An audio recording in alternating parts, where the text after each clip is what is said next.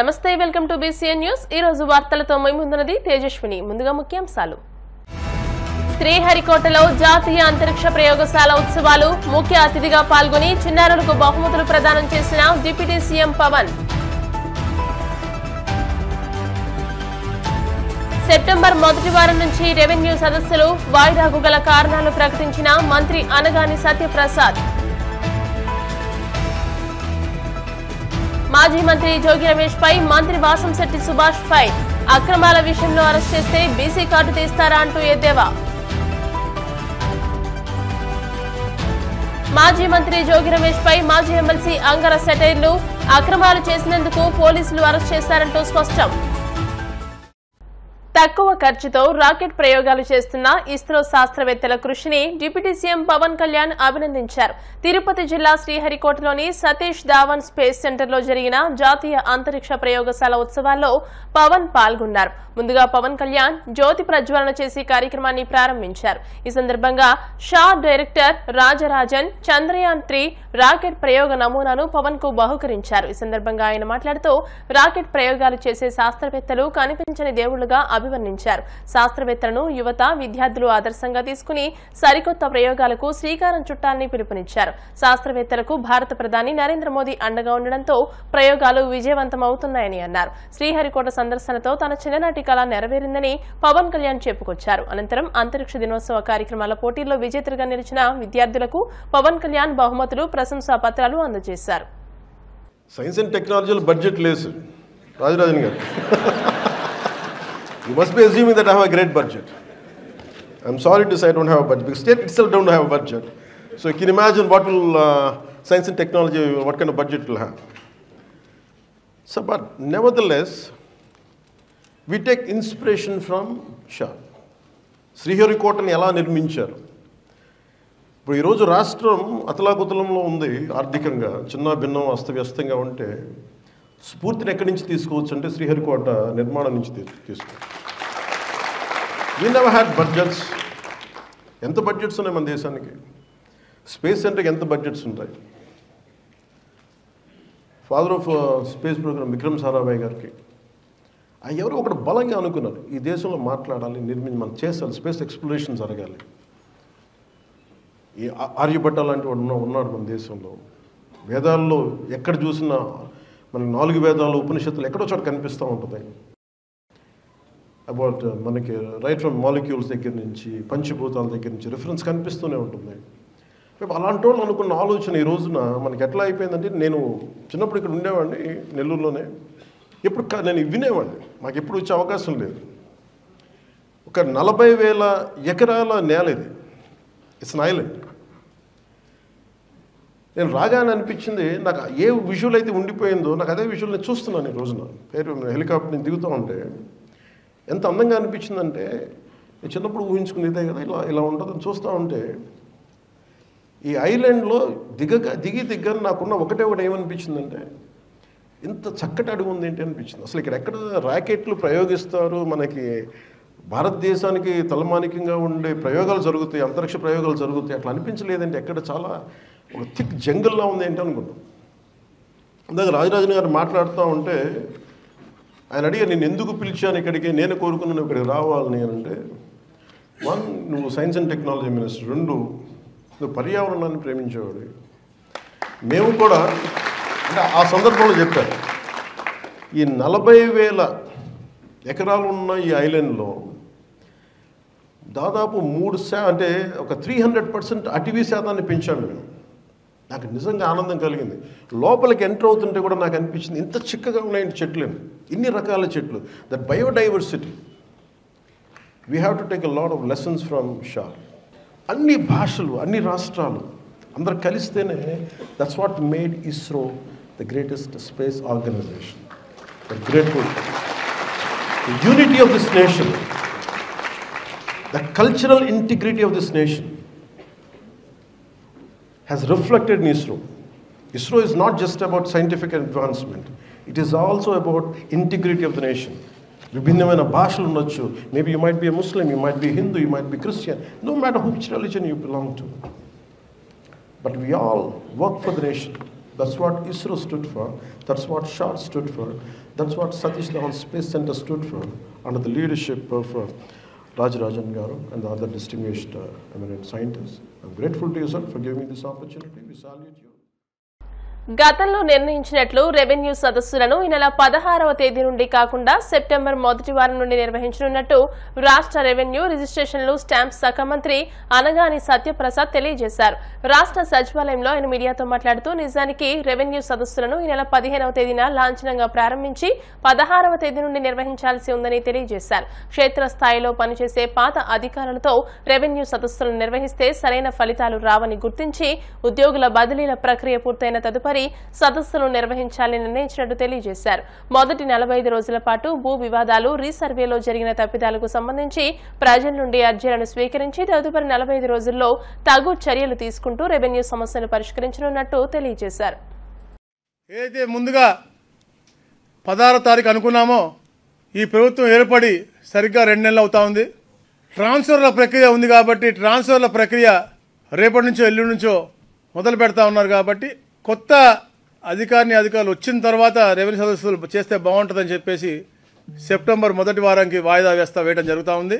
ప్రజలకు మంచి పరిపాలన ఇవ్వాలనే లక్ష్యంతో చంద్రబాబు నాయుడు గారు పనిచేస్తూ ఉన్నారు కాబట్టి అందరూ కొత్త అధికారులు వచ్చిన తర్వాత, ఎందుకంటే పాత అధికారులే అక్కడే ఉండి వాళ్ళే తీసుకుంటే కూడా ఇబ్బందిగా ఉంటుంది కాబట్టి అంతా ఈ ట్రాన్స్ఫర్ల ప్రక్రియ అయిన తర్వాత 45 రోజుల పాటు ఎక్కడెక్కడైతే ఈ భూమి మీద జరిగినటువంటి వివాదాలు ఉన్నాయో లేకపోతే రీసర్వేలో జరిగినటువంటి తప్పిదాలు ఉన్నాయో వాటిపైన ఉన్నటువంటి ప్రతి గ్రీఫ్ కూడా తీసుకున్నాం.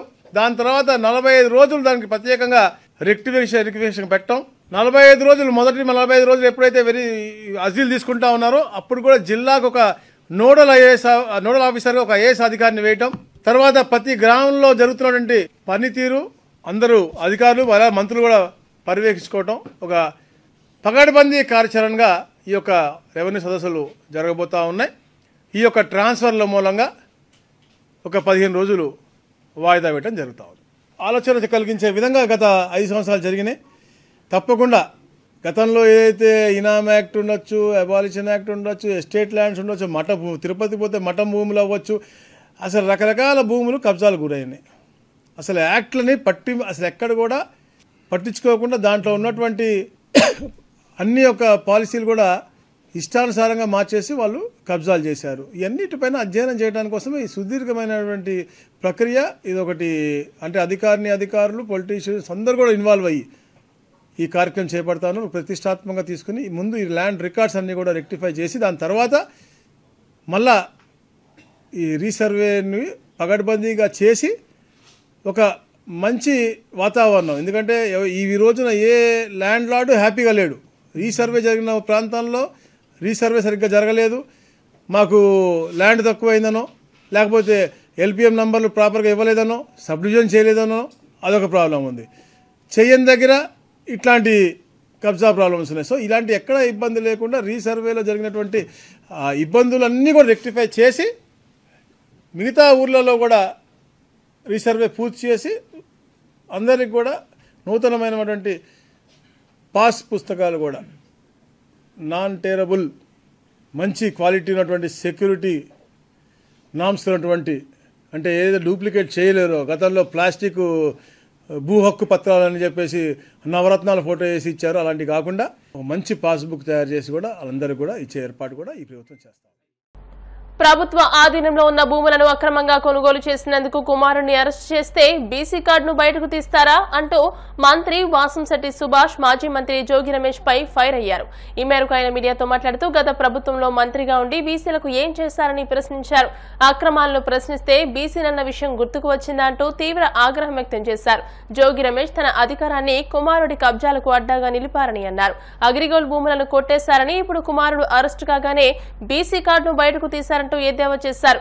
వైసీపీ హయాంలో అమర్నాథ్ గౌడ్ ను వైసీపీ నేతలు కిరాతకంగా పెట్రోల్ పోసి హత్య చేస్తే జోగి రమేష్ ఎందుకు మాట్లాడలేదని సుభాష్ నిలదీశారు.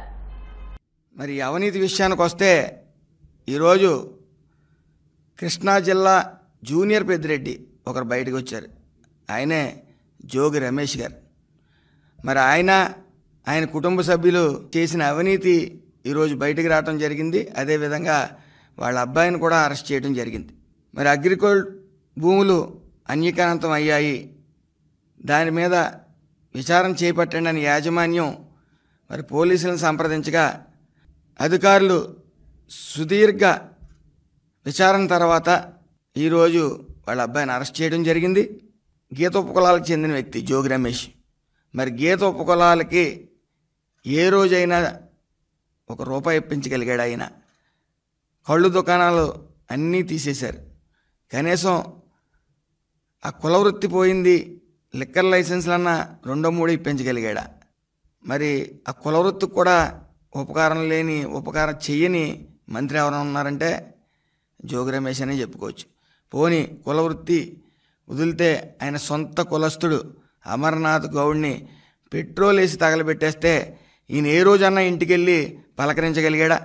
కనీసం ఏ భరోసా ఇవ్వకుండా వాళ్ళని పలకరించకుండా ముఖం చాటేసిన వ్యక్తి ఈరోజు బీసీ కార్డు కేసులు ఇరుక్కుని వాళ్ళ అబ్బాయి ఇరుక్కున్నప్పటికీ అతను చేసిన అవినీతులు బయటడినప్పటికీ ఈ కులం కార్డు వాడుతూ ఉన్నాడు ఈయనే కాదు, కేవలం ఈ కులం కార్డు మీద మాత్రం ఈయనకి ఎమ్మెల్యే ఇవ్వలేదు, మంత్రి ఇవ్వలేదు.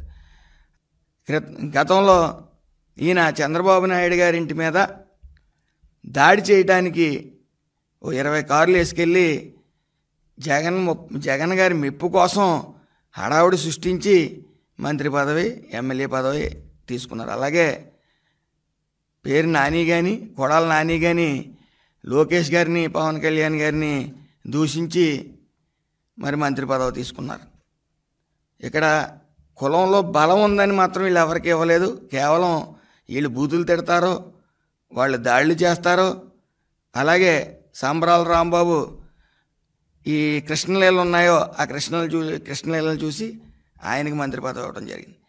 వీళ్ళందరికీ కూడా ఈ కృష్ణలీలలో ఏదైతే ఈ దాడులు చేయటం, అలాగే బూతులు తిట్టే వాళ్ళకి మంత్రి పదవులు ఇచ్చారు కాబట్టే ఈరోజు మంత్రులందరూ బెడ్ రెస్ట్ తీసుకుంటూ ఉన్నారు. అలాగే 11 మంది క్రికెట్ టీంతో ఆయన నడుస్తూ ఉన్నాడు. ఏదేమన్నప్పటికీ ఆంధ్రాలో రాజారెడ్డి రాజ్యాంగం నడవట్లేదు, అంబేద్కర్ గారు రాజ్యాంగమే నడుస్తూ ఉంది, అది గమనించాలి. ఈరోజు ఆయన్ని పేడన ప్రజలు తరిమేస్తే అక్కడ డిపాజిట్లు కూడా రావు అంటే పెనమలూరు నియోజకవర్గాన్ని పంపించడం జరిగింది. అక్కడ కూడా ప్రజలు ఆయనకి తగిన బుద్ధి చెప్పారు. మరి ఇప్పటికైనా కళ్ళు తెరిచి మీరు కులం కార్డులు వాడకుండా ఉంటే బాగుంటుందని మా అందరి ఉద్దేశం. ఎందుకంటే నీలాంటి నాయకులు బీసీల తరపున ప్రాతినిధ్యం వహించారంటే మా అందరికీ సిగ్గుగా ఉంది.